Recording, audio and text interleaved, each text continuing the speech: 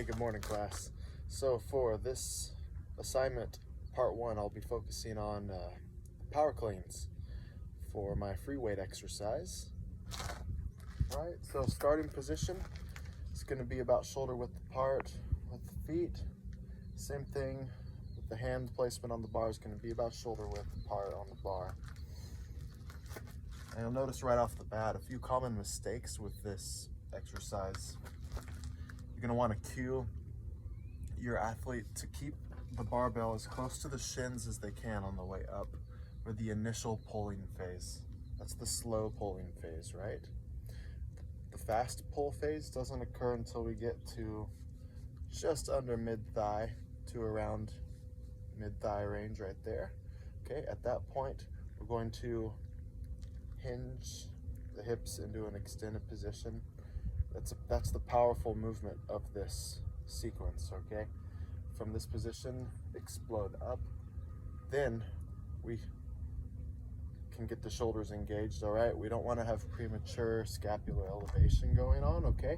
If we're down here and we're already shrugging, we're breaking that kinetic chain, right? We're not allowing for a sufficient transfer of energy from the floor, from our feet, through the kinetic chain of our body, to our hands, to the bar, okay? So I'll go ahead and demonstrate a repetition of this. And keeping the barbell as close to your shins as possible. We have our slow pulling phase, and we hit up there, okay? See how the elbows came up to catch? We can stand up into the weight to finish it.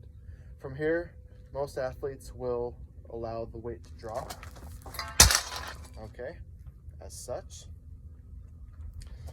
If your athlete's having difficulty with this movement, okay, a regression of this exercise we can focus on is just a high pull, okay?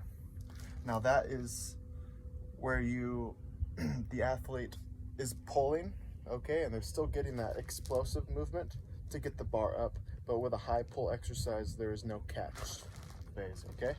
So I will demonstrate a regression of the power clean, a high pull, okay? This can also just be implemented to help the athlete focus on that power aspect of that movement, okay? So from here, up, and high pull, right? And we can reset, and high pull, all right? A progression of this exercise, we can do power snatch, okay? So instead of catching the weight at the shoulder level, we're catching the weight overhead. This can be justified as a progression because the athlete is technically performing more work based on moving the barbell a greater amount of distance, especially if the same weight is kept. That's pretty impressive. So I can demonstrate a repetition of that for you.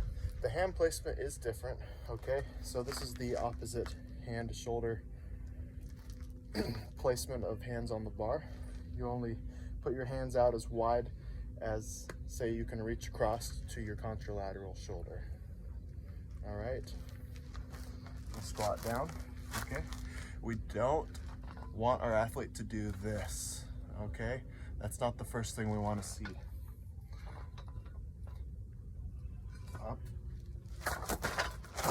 up, okay? From here, we can drop the weight as such. All right, thank you.